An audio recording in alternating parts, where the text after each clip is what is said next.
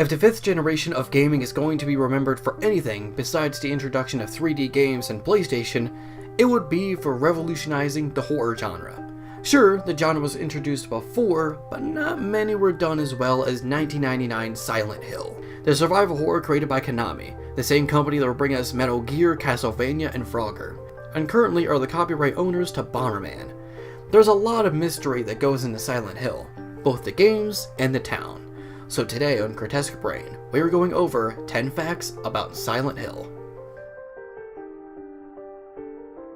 One success can lead to 100. Resident Evil, developed by Capcom and released on March 22, 1996, is credited to being one of the first successful survival horror games.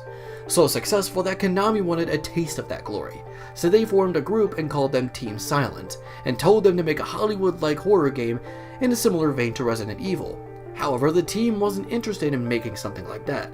They didn't want to cater to the players' wallets, but instead their emotions. This ideology would not only be the cause for Silent Hill's future success or sequels, but also allow it to have its own identity to separate itself from Capcom's Resident Evil. Now this begs the question, what is Silent Hill? Well, Old Silent Hill is the main setting of the entire series, obviously. But what's with this town, and why is it so important? Well, it seems that the town has some uncanny ability to take one's inner demons and regrets and turn them into physical monsters to torment those who visit Old Silent Hill. How about the Night Flutter, which represents Alessa's negative feelings of humanity? Or the Puppet Nurse, which is the manifestation of the traumatic experiences that Alessa went through in the hospital. Those were just a few examples from the first game, and who knows, maybe we could do an entire top list about all of these symbolic monsters in the future. In the original Silent Hill, you were given a map to the streets of the town with the same name. Here you'll find the name of 8 streets and multiple different locations you'll end up in the game.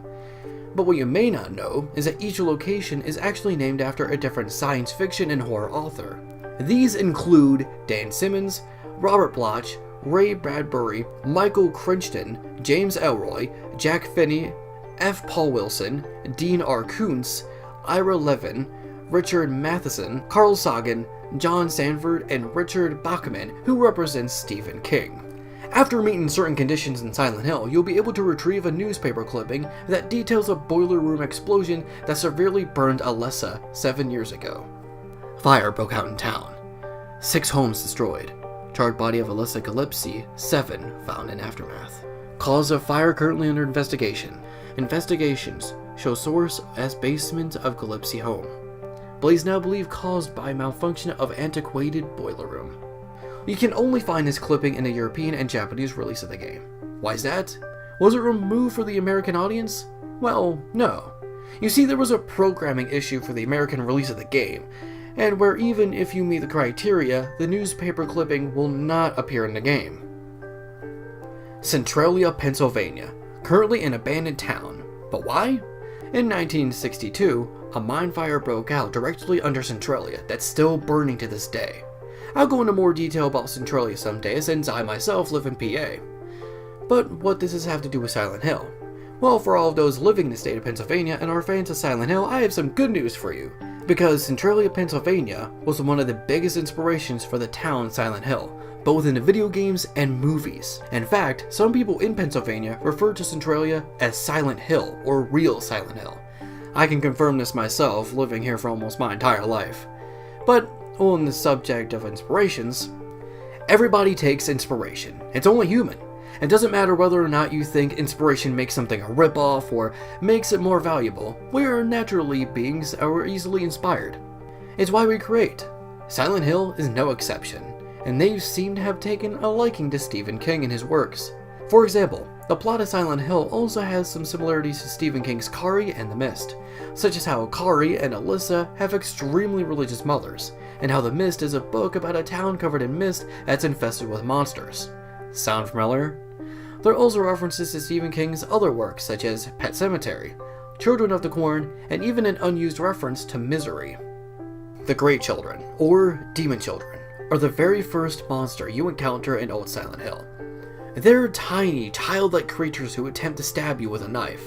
In the game, Harry Mason ends up in the other world, where he is outnumbered by the Great Children and is seemingly killed. However, what you may not know is that the Grey Children are only seen in the North American version of Silent Hill. In the Japanese and European release of the game, they were replaced by the Mumblers, due to the censors believing that the Grey Children looked too much like real children, so they had to be removed. When does Silent Hill take place? Well, that's a mystery, but there are theories and evidence to back that up. Harry Mason's Jeep Wrangler is similar to the real-life model made between 1986 and 1995.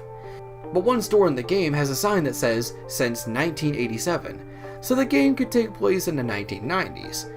But when you find Alex Shepard's diary, when the date is unmarked it says 1983.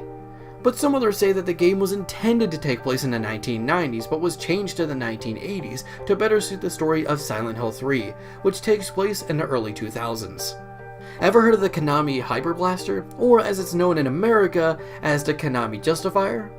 Very similar to the NES Zapper, the Hyper Blaster was a light gun peripheral made for the Sega Genesis, Sega CD, Super Nintendo Entertainment System, and the PlayStation.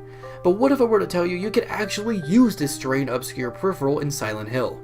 You probably wouldn't believe me, but then you remember this is a trivia series all about horror facts. After the player obtains the UFO ending in Silent Hill, you can plug in the Hyper Blaster and even get an in-game weapon with the same name once you start a new game. There's no need for ammo, it has great range, and it even has auto-aim, which makes killing enemies even easier than before. It could even catch monsters in the dark. There are 3 upgrades you could get for the Hyper Blaster, each by color.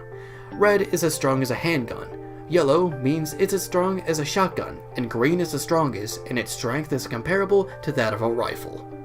This video mainly was focusing on the original Silent Hill released back in 1999, hence why we didn't do any trivia in Silent Hill 2 to 4, Downpour, or Homecoming.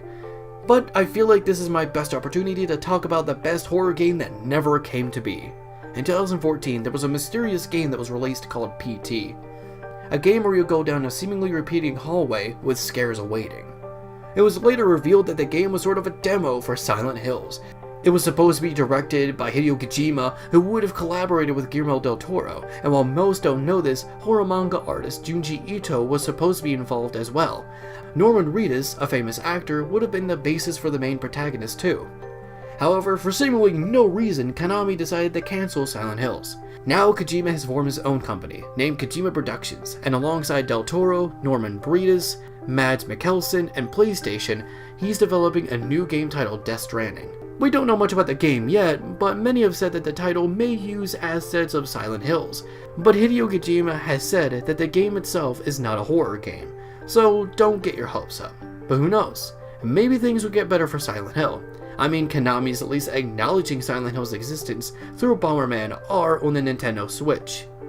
Will we ever see another true Silent Hill game? Well, only time will tell.